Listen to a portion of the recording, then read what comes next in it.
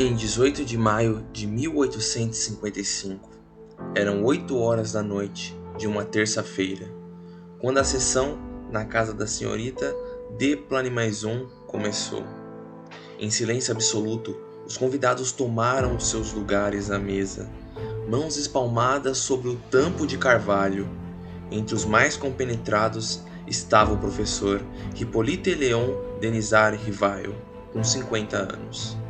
Em poucos minutos, se tudo desse certo, ele seria testemunha de um fenômeno que causaria espanto e polêmica na Europa e nos Estados Unidos no século XIX: o espetáculo das mesas girantes. Na cidade de Lyon, no dia 3 de outubro de 1804, nasceu aquele que celebraria sob o pseudônimo de Allan Kardec. De tradicional de família francesa, de magistrados e professores, filhos de Jean-Baptiste Antoine Rivail e Jeanne-Louise Duhamel, batizado pelo padre Barthé em 15 de junho de 1805 na igreja Saint-Denis de la Croix-Roussée, recebeu o nome de Hippolyte Léon Denisard Rivail. Em Lyon, fez seus primeiros estudos, seguindo depois para Yverdon, na Suíça, no Instituto de Educação fundado e dirigido pelo célebre pedagogo Johann Heinrich Pestalozzi, sendo uma escola modelo na Europa. Bem cedo, o menino Rivail se revelou altamente inteligente e agudo observador, denotando franca inclinação para as ciências e para os assuntos filosóficos, compenetrado de seus deveres e responsabilidades como se fora um adulto. Rivail, dotado de uma notável inteligência e atraído por sua vocação, desde os 14 anos, ele ensinava aos seus colegas menos adiantados, pois os alunos mais aplicados eram elevados a submestres no Instituto de Verdun. Ele ia aprendendo nos momentos em que lhes eram reservados no tempo de descanso.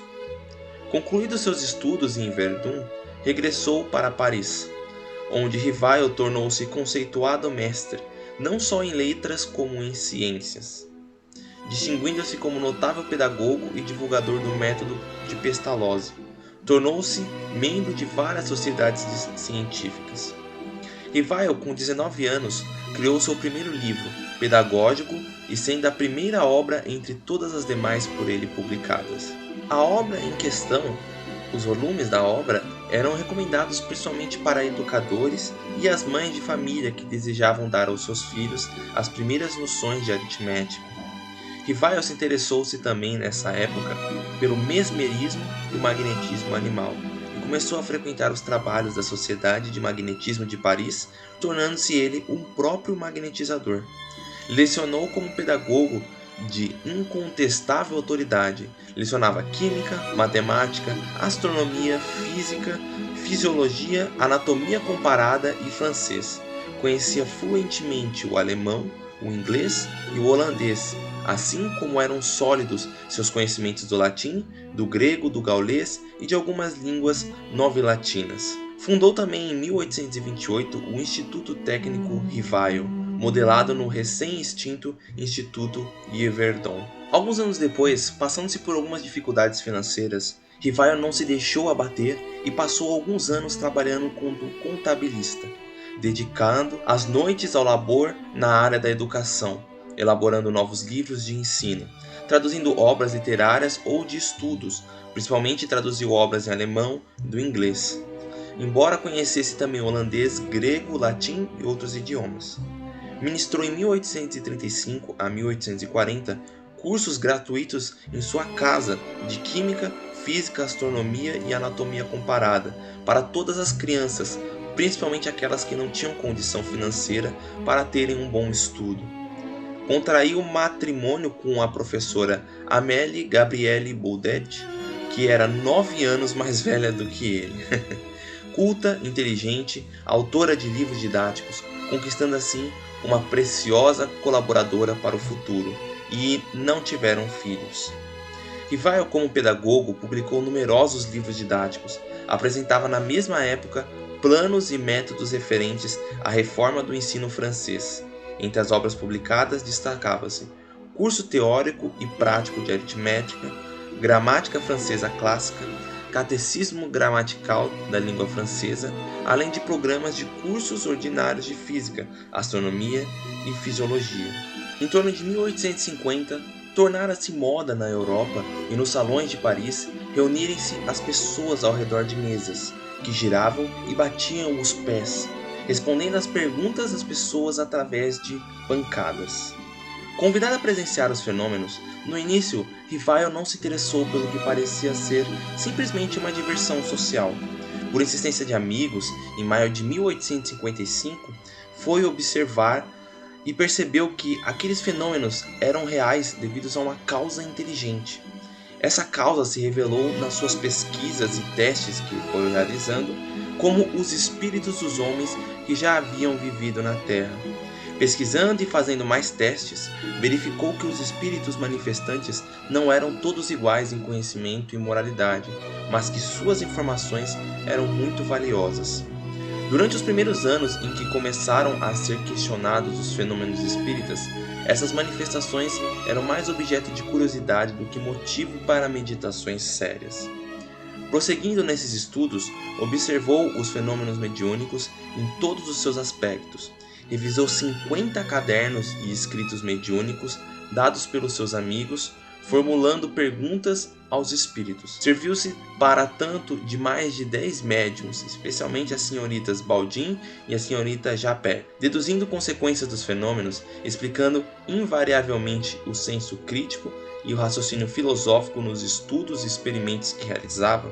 Formou a sua convicção sobre a imortalidade da alma, a natureza dos espíritos e suas revelações com os homens, as leis morais, a vida presente, a vida futura e o porvir da humanidade, segundo os ensinos trazidos por espíritos superiores, ensinos que vieram a construir a doutrina dos espíritos, que ele denominou de o Espiritismo. Para as publicações das obras espíritas, buscando distingui-las das que produzira com seu próprio conhecimento como pedagogo, adotou o pseudônimo de Allan Kardec, nome que, conforme a revelação feita pelo Zéfiro, um espírito que se dissera protetor da família e que havia convivido com Rivail em uma reencarnação anterior entre os druidas.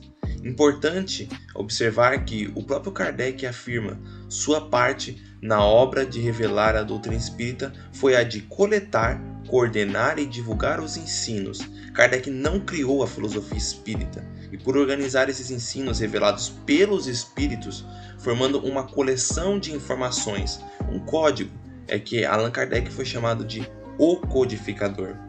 Basicamente, Kardec ele pegava as informações que os espíritos passavam, ele faz a pergunta para os espíritos davam as respostas, e ele pegava essas respostas, juntava e criou um livro através dessas respostas. Para apresentar ao mundo a doutrina espírita, Kardec escreveu em 18 de 4 de 1857 o Livro dos Espíritos. Um verdadeiro conhecimento do espiritismo data na aparição justamente do Livro dos Espíritos, uma ciência que até então possuía apenas elementos dispersos, sem coordenação, e cujo alcance não podia ser compreendido por todos. A partir desse momento, a doutrina atraiu a atenção dos homens sérios, desenvolvendo-se rapidamente. Aderiram-se a essas ideias em poucos anos pessoas de todas as classes da sociedade em todos os países. A evidência material que o Espiritismo dá sobre a existência da alma e da vida futura tende à destruição de ideias materialistas e panteístas. Um dos princípios mais frutíferos dessa doutrina é que emana do que procede a pluralidade das existências, já vislumbrada por uma multidão de filósofos antigos e modernos, ou mais conhecido como a reencarnação. E a partir desse princípio, começa a solução de todas as aparentes anomalias da vida humana, de todas as desigualdades intelectuais, morais e sociais. O homem sabe de onde vem, para onde vai, qual o seu propósito de estar na Terra e por que sofre nela. Em vez do princípio fora da igreja não há salvação, que mantém a divisão da animosidade entre diferentes seitas e que já fez derramar muito sangue, o Espiritismo tem como lema: fora da caridade não há salvação. Isto é, a igualdade entre os homens diante de Deus, a tolerância, a liberdade, a consciência e a benevolência mútua. Ou seja, todos podem seguir. Você não precisa estar preso em um clero ou numa religião. pode ser o ateu, pode ser qualquer pessoa de qualquer religião, seja o que for, todos podem realizar a caridade. Em vez da fé cega que aniquila a liberdade de pensar, Kardec diz: não há fé mais inabalável do que a que pode olhar a razão cara a cara em todas as épocas da humanidade.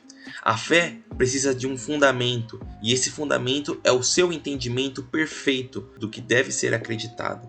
Para acreditar, não é suficiente ver, é preciso, acima de tudo, entender.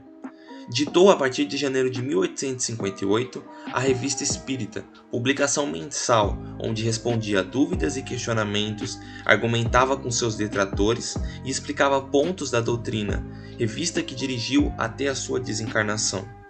Fundou ainda a Sociedade Parisiense de Estudos Espíritas, em 1º de abril de 1858, no mesmo ano, que foi modelo de organização espírita quanto aos estudos e experiências necessárias para fundamentar a doutrina dos espíritos. Importante também, como detalhes, com a finalidade de divulgação e compreensão mais rápida a linguagem dos livros e acessível ao grande público, foram-se criados pequenos livros para auxiliar na divulgação do espiritismo, como o livro O Espiritismo na sua expressão mais simples e O que é o Espiritismo. Kardec foi criticado por céticos e religiosos que não concordavam com as suas afirmativas. Além disso, foi traído por uma das médiuns pela sua vaidade, porque ela queria ser reconhecida e ficar famosa. Não só isso, Kardec passou por grande dificuldade financeira para editar e publicar os livros e os imprimir. Tinha que ler e responder dezenas de cartas que ele recebia todos os dias em sua residência também. Por conta dessa médium e de outros médiuns que, ao invés de consultarem os espíritos para as pessoas de graça, eles cobravam, e por conta também de muitas outras tentações e vaidades que os médiuns passavam, Kardec decidiu criar em janeiro de 1861 o Livro dos Médiuns, para ser como um guia para todos os médiuns de que como eles deveriam se comportar e lidar e agir com as suas mediunidades. Além também, no Livro dos Médiuns, explicar como funciona cada uma dos tipos de mediunidades. No mesmo ano, um evento que marcou a história do espiritismo foi o Auto de Fé da Barcelona, onde foram queimados 300 livros espíritas em praça pública na Espanha, em Barcelona, por bispos e padres. Dentre os livros queimados eles são o Livro dos Espíritos, o Livro dos Médiuns, o que é o Espiritismo, e edições da Revista Espírita e alguns outros títulos. Kardec era um homem incansável em determinação que ajudava várias pessoas, principalmente as mais carentes, com trabalhos sociais sem nunca cobrar um centavo. Todo o dinheiro arrecadado com os livros e doações eram sempre usados apenas para o espiritismo, como pagar o aluguel do estabelecimento da Sociedade Espírita e usar para pagar diversos livros publicados.